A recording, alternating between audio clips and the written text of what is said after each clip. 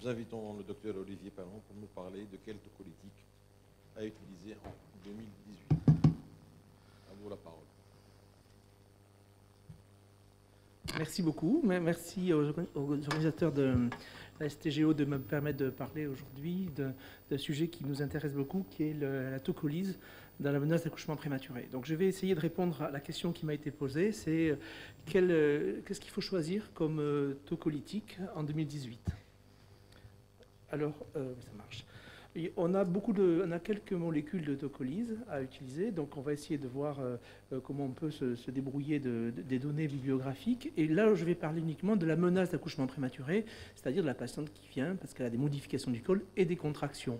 On ne parlera pas de la prévention, ça va être le sujet d'après.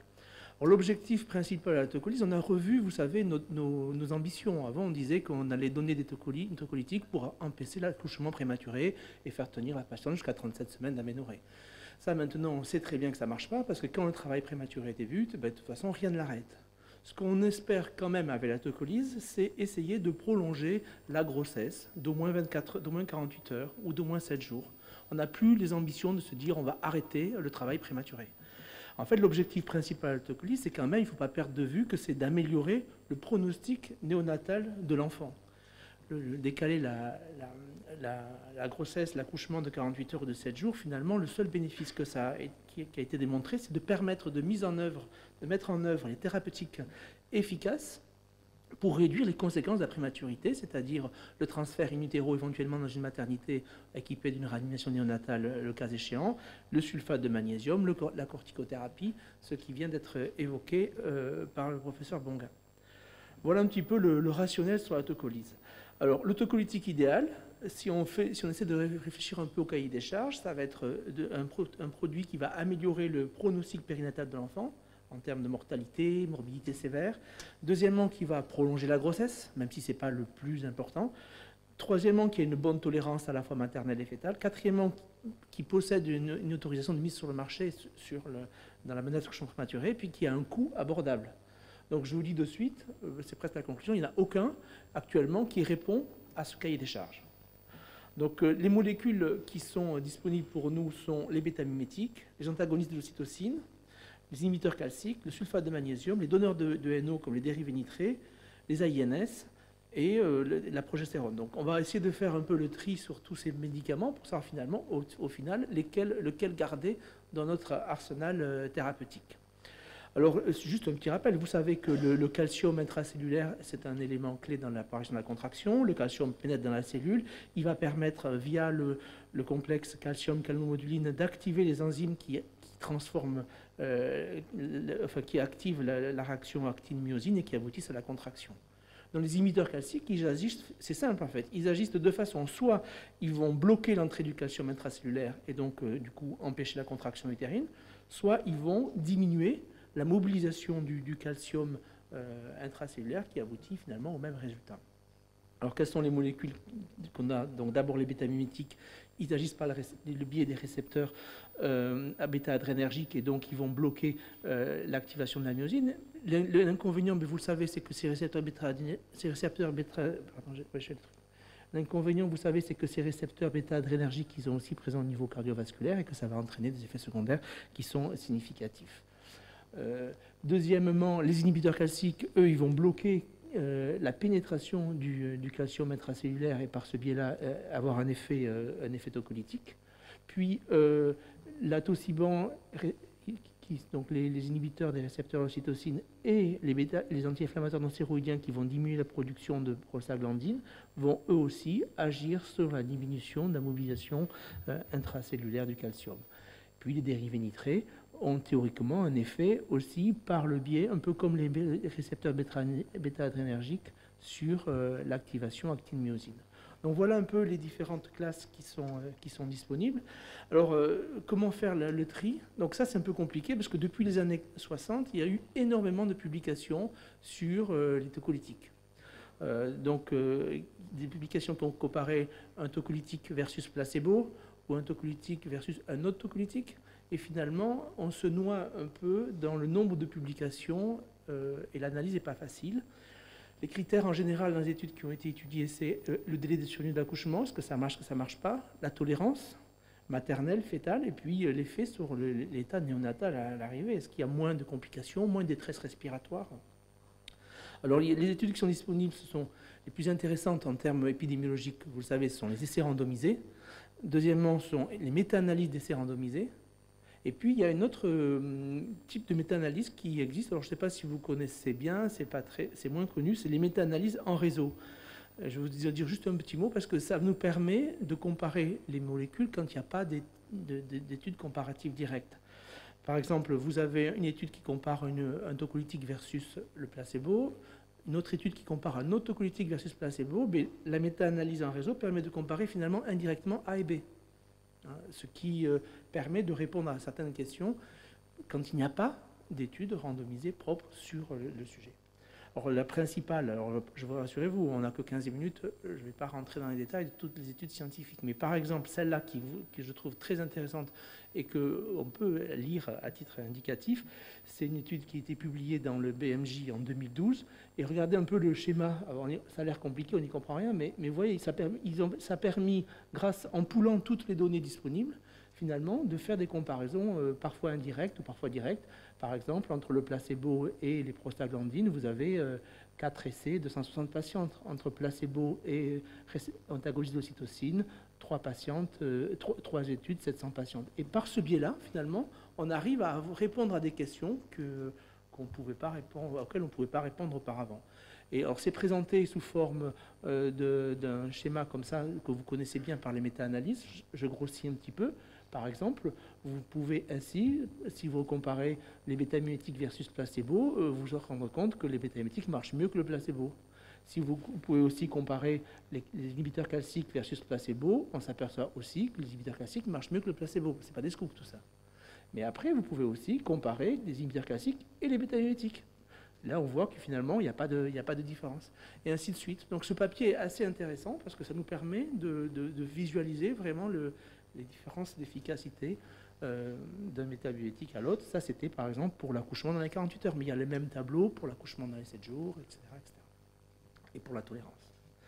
Voilà un peu où je voulais en venir. Donc, les recommandations professionnelles qui sont disponibles vont nous aider parce que tout le travail d'analyse bibliographique qui a été fait, en particulier, comme ça a été dit dans l'introduction, par le CNGOF en 2016, puis j'ai eu l'occasion de participer en 2014 à une réunion d'experts organisée par le CNGOF aussi pour essayer de statuer sur l'intérêt des inhibiteurs classiques dans la menace d'accouchement prématuré. Nous, on était assez à cheval là-dessus en France parce que les inhibiteurs classiques, bon, c'est pas un scoop, hein, vous savez que la conclusion, ça va être que les inhibiteurs classiques sont vraiment très prépondérants dans cette indication-là, n'a pas d'AMM en France. Et du coup, l'idée de ce groupe de travail en 2014, ça a été d'essayer de faire un document scientifique qui montre la tolérance, l'efficacité des inhibiteurs classiques pour pouvoir aider les praticiens qui sont en difficulté parce qu'on leur reproche d'avoir utilisé cette molécule hors AMM, d'avoir l'argumentaire scientifique pour dire mais non, c'est bien d'utiliser ce produit par exemple là.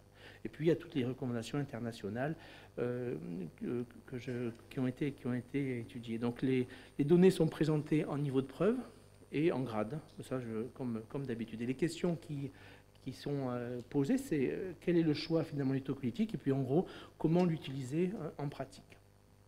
Vous allez me dire, elle est très longue cette introduction, mais en fait, maintenant, ce qu'on va présenter, c'est un peu la synthèse. Je ne vais pas faire étude tocolytique par tocolytique, sinon on va pas s'en sortir.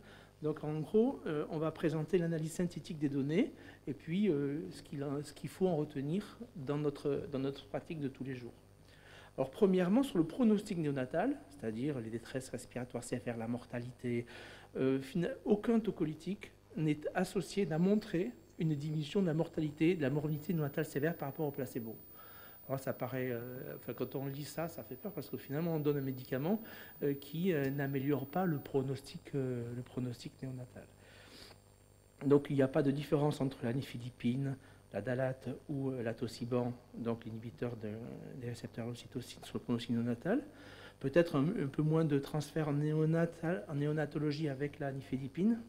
Et puis, comparé au état-mimétique, la nifedipine, la dalate, semble associée à une réduction du risque d'entérocolite et d'hémorragie intraventriculaire ou de syndrome de détresse respiratoire. Donc, il n'y a pas aucun tocolytique n'est vraiment efficace, mais il y a quand même il semble y avoir une supériorité des inhibiteurs calciques, et en particulier l'anifédipine, par rapport à l'atosiban et par rapport au bêta-mimétique. Deuxième question qu'on peut se poser, c'est quel est l'effet sur la prolongation de la grossesse, puisque finalement, quand même, en première intention, c'est ce qu'on regarde. En fait, il y a 3 médicaments, les bêta-mimétiques, les antagonistes de l'ocytocine et l'anifédipine adalate, qui sont associés à une prolongation de la grossesse de plus de 48 heures. Et tous les autres, le sulfate de magnésium, les AINS, la progestérone, entre parenthèses, n'a pas été évaluée dans cette indication-là, n'ont pas montré d'effet sur une prolongation significative de la grossesse. L'anifédipine semble être même plus efficace que les bêta-mimétiques pour le risque d'accouchement avant 34 semaines d'aménorrhée. Voilà, donc l'atosiban et l'anifédipine sont équivalents pour prolonger les grossesses d'au moins 7 jours. Et puis, finalement, l'anifédipine aussi, dans la menace d'accouchement prématuré à membrane intacte, semble réduire, par rapport à l'atosiban, le risque d'accouchement prématuré carrément. Donc, vous voyez qu'on a quand même, à la fois sur l'état néonatal et sur la prolongation de la grossesse, un début de supériorité de l'anifédipine, adalate, versus... Alors quand je parle des inhibiteurs classiques, je parle que de l'anifédipine, on va le redire dans la conclusion, parce que les études ont été faites avec l'anifédipine. Sur l'anicardipine, l'oxène, il n'y a rien. En fait, ça n'a pas été évalué, cette molécule, quasiment pas. Tout porte sur l'anifédipine. Donc on a l'habitude souvent d'utiliser le loxène, mais il faut savoir que les études n'ont pas utilisé le loxène. C'est l'anifédipine qui a été... il n'y a peut-être pas de différence d'efficacité. Mais... Troisième question, en termes de tolérance, tous les tocolytiques peuvent engendrer des effets indésirables graves, de toute façon, mais avec, vous le savez, ça c'est pas un scoop, les bêta-mimétiques qui sont ciblés en rouge par rapport à leurs effets secondaires cardiovasculaires. En tout cas, la tolérance maternelle, que ce soit des inhibiteurs de l'ocytocine comme l'atosiban ou l'anifédipine, est supérieure à celle des bêta-mimétiques. Les bêta-mimétiques sont associés à des effets indésirables cardio-respiratoires, cardiopulmonaires, plus fréquents que les autres.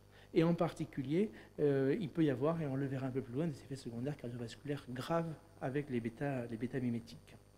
L'anifédipine va augmenter, enfin les inhibiteurs classiques vont augmenter l'apparition d'effets secondaires cardiovasculaires type d'hypotension, flush, mais qui sont en général modérés et qui ne justifient pas, dans la majorité des cas, des modifications importantes du traitement. Voilà un petit peu. Alors j'ai essayé de résumer tout ça dans un tableau. Qui montre finalement efficacité à 48 heures, efficacité à 7 jours, efficacité à 37 semaines, le pronostic néonatal, la tolérance, l'AMM, le coût, pour essayer de s'aider à choisir. Hein. Donc en fait, si vous voyez déjà que la progestérone n'a jamais été évaluée dans cette indication-là, et on n'a aucune donnée, mais il n'y a quand même que 3 molécules qui vont améliorer, qui vont retarder l'accouchement d'au moins 48 heures, c'est les bêta-mimétiques, l'atosiban, les inhibiteurs classiques. Les autres, sulfate de magnésium qui est beaucoup utilisé aux États-Unis, les donneurs de NO, les AINS, n'ont pas montré d'efficacité dans ce domaine-là. En plus, avec les AINS, il y a le risque fœtal. Donc au total, finalement, si on prend ces 3-là, on voit que les 3 n'augmentent pas le pronostic néonatal, qu'en termes de tolérance, on a une mauvaise tolérance pour les bêta-mimétiques et une tolérance qui est meilleure pour l'atosiban et pour les inhibiteurs classiques. Puis l'AMM, il y a l'AMM en France pour les bêta-mimétiques, l'atosiban, mais pas pour les inhibiteurs classiques. Et le coût et la disponibilité est vraiment pas favorable à l'atosiban, qui coûte très cher et qui n'est pas forcément disponible partout. Donc voilà, à partir de là, on devine la conclusion. Hein. Donc finalement, en pratique, en première intention, et compte tenu du bénéfice sur la prolongation de la grossesse, compte tenu de la tolérance maternelle, finalement, les deux qui ressortent, c'est l'atosiban et l'anifédipine comme molécules à utiliser, qui peuvent être utilisées, entre parenthèses, autant dans les grossesses monofétales que dans les grossesses gémellaires. L'anifédipine, par rapport à l'atosiban, a l'avantage du coût et a l'avantage de l'administration orale. On en redira un mot dans la conclusion. Deuxième question pratique. Il ne faut plus utiliser les bêta-mimétiques au vu de tout ça. Et toutes les principales recommandations internationales, les Anglais, les Américains aussi, ont mis de côté les bêta-mimétiques, et les recommandations françaises de 2016 aussi recommandent de ne plus utiliser les bêta-mimétiques dans cette indication. Pourquoi? C'est surtout en raison, pas tellement d'efficacité, puisque finalement c'est un médicament qui marche bien, qui a l'AMM, mais à cause de la tolérance maternelle. On a des médicaments qui sont beaucoup moins dangereux, et c'est pas la peine d'aller faire prendre des risques à la patiente, d'effets secondaires cardiovasculaires parfois graves, comme l'infarctus du myocarde, le dème aigu du poumon. Il y a quelques cas de décès maternel même qui ont été décrits. Donc la page est tournée sur cette molécule qu'on a utilisée pendant des années. Voilà. Et la troisième question pratique, c'est, je sais qu'ici c'est sensible parce que je crois que vous utilisez plus la nicardipine que la nifedipine, c'est-à-dire plus le loxène que la dalate. Et en fait, les recommandations françaises ont enchaîné un petit peu sur les autres en disant qu'il était recommandé de ne pas utiliser le loxène, mais plutôt de privilégier la nifedipine dans cette indication-là. Alors, il n'y a pas beaucoup de données qui comparent les deux, nifedipine et la dalate, parce que toutes les études quasiment ont évalué la dalate et pas le loxène. En fait, il n'y a pas de différence sur la prolongation de la grossesse entre les deux. Et puis, il y a des effets indésirables qui sont plus importants avec le loxène IV qu'avec le dalate Péros. Il y a toutes les complications qui sont liées à la ponction intraveineuse. Vous savez, tout ce qui a été décrit des cas d'OAP sous loxène, notamment dans les grossesses gémellaires ou lorsqu'on administre de manière concomitante avec les corticoïdes. Donc finalement, si on a un médicament qui marche aussi bien, qui a moins d'effets secondaires, qui est moins cher, qui est plus facile à utiliser, je ne vois pas trop actuellement le rationnel à continuer à utiliser le loxène intraveineux, si ce n'est de se dire psychologiquement que parce qu'on le fait IV, ça marche mieux qu'on le fait Péros. Mais en fait, je pense que c'est une impression. Puis toutes les études ont été faites avec nifedipine. Donc voilà un petit peu. Alors, ça c'était les principales conclusions. Après, les recommandations françaises, je vous ai mis 3-4 diapos pour terminer, ont aussi statué sur la conduite en général de la tocolyse, pas uniquement sur le médicament. Ils ont dit, et ça je crois que c'est important, c'est qu'on ne prescrivait plus de tocolyse d'entretien, c'est-à-dire que maintenant on est d'accord qu'on est sur des traitements courts, 48 heures, et puis après on arrête. Il n'est pas recommandé de laisser en entretien, au-delà des 48 premières heures, un traitement tocolytique, comme on le voit faire souvent, que ce soit de la dalate quand la patiente rentre à la maison, avant c'était des bêta-mimétiques, des suppos-salbutamol, tout ça. En termes de bénéfices, en fait, quelle que soit la molécule utilisée, au-delà de 48 heures, ça ne sert à rien. Ça ne change rien sur la durée de la grossesse, ça ne change rien sur la mortalité, ça ne change rien sur le devenir neurologique à long terme du nouveau-né. Donc actuellement, il n'est pas recommandé de poursuivre quelque chose au-delà de 48 heures. On préfère arrêter et peut-être éventuellement reprendre une deuxième ligne de tocolyse si la dame se remet à contracter. Mais voilà. Et puis, sur le space-fond, vous savez bien que ça n'a aucun effet tocolytique démontré, donc c'est plus à titre de placebo. Les recommandations sont dites, et si ça n'a pas d'effet démontré, ce n'est pas peine de donner un médicament. Donc, ils se sont prononcés en disant, mais ça c'est un accord professionnel, il n'était pas recommandé de poursuivre le space-fond à la sortie, après la tocolyse initiale. Deuxième grand point, c'est c'est surtout ça. Que faire en cas d'échec de tocolyse de première intention? C'est-à-dire, si jamais ça ne marche pas avec un tocolytique, il ne faut pas associer un autre. On change, on dit, ça ne marche pas, on passe à un autre tocolytique. Et on n'est plus dans l'idée comme on faisait avant, où on mettait un peu de progestérone, un peu de salbutamol, Non, c'est fini. Donc, si la tocolyse initiale n'a pas marché, il vaut mieux changer de molécule, changer de tocolytique et dire on va peut-être avoir une meilleure réponse avec un autre. Et ça, c'est vrai que il faut effectivement aussi réévaluer la situation obstétricale, parce que si elle continue à contracter, c'est peut-être qu'il y a un problème obstétrical, je ne sais pas, elle s'est mis en travail peut-être, il faut la réévaluer, peut-être qu'il y a un décollement placentaire, peut-être qu'il y a une courbure amniotite. Donc il faut se dire pourquoi est-ce que la tocolyse ne marche pas, et puis éventuellement changer de tocolytique. Il faut surveiller un peu plus près, parce que quand on commence à changer de médicaments, quand on commence à modifier, il y a un peu plus d'effets secondaires, donc il faut être un petit peu plus vigilant dans ce cas particulier. Troisième grande question, c'est qu'est-ce qu'il faut faire si elle se remet à contracter, mettons 4 jours après, 5 jours après, alors que la tocolyse initiale avait marché. Alors là, pas d'argument, on ne sait pas ce qu'il faut faire, donc aucune recommandation professionnelle ne s'est mouillée en disant qu'est-ce qu'on fait. Je crois que c'est vraiment au cas par cas. Est-ce que le risque persiste? Est-ce qu'on est dans les meilleures conditions? Ça, je ne sais pas répondre à la question, ça pourrait être un élément de discussion. Et puis, il y a un dernier point, c'est est-ce qu'on peut proposer une tocolyse à une dilatation avancée? Vous savez, une patiente qui arrive à 6 cm de dilatation, est-ce que ça vaut le coup d'essayer de la tocolyser? On est à 28 semaines, on a envie de... Donc c'est vrai qu'on le fait tous, hein, mais en termes d'efficacité et en termes de preuves scientifiques, il n'y a rien. Ça ne permet pas d'améliorer parce que probablement que si le travail, si elle est 6 cm et qu'elle est en travail, rien ne bloque, hein, on se doute bien, et que sinon c'est qu'elle n'était pas en travail et que de ne pas donner de tocolytique, ça donne le même résultat. Donc finalement, les conclusions, c'était de dire qu'il n'y avait pas d'argument pour proposer une tocolyse à dilatation avancée. Et puis, le dernier point qui a été discuté, c'est qu'il y avait des âges limites. À partir de quand il fallait tocolyser et jusqu'à quand? Donc, au-delà de 34 semaines, il n'y a pas d'argument scientifique pour proposer une tocolyse. Donc, on le fait tous, mais c'est vrai qu'après 34 semaines, finalement, il n'y a pas d'argument scientifique pour dire que c'est intéressant de tocolyser. Et puis, par contre, pour les âges jeunes, là, il n'y a pas de réponse à la question. Alors, vous voyez qu'on a essayé quand même, dans ces recommandations, de répondre à pas mal de questions importantes en termes de choix du médicament et mode d'utilisation. C'est des conclusions qui sont intéressantes parce que c'est du quotidien pour tous les obstétriciens.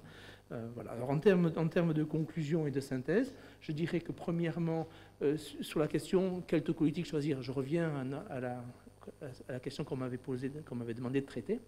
Finalement, si on prend il n'y a que 2 molécules qui sont efficaces et qui ont une bonne efficacité et qui ont une bonne tolérance, les inhibiteurs classiques et surtout la nifedipine, et les antagonistes de cytosine avec les inconvénients dont on a parlé, abandon des métamimétiques. Et finalement, en première intention, si on regarde efficacité, coût, tolérance, facilité d'administration, niveau d'évaluation, que ce soit sur les monofotales ou sur les gémellaires, c'est la nifedipine adalate qui ressort avec le plus de, à mon avis, d'après les recommandations françaises, avec le plus d'éléments positifs par voie orale plutôt que par voie intraveineuse, sans traitement d'entretien dans les 48 heures.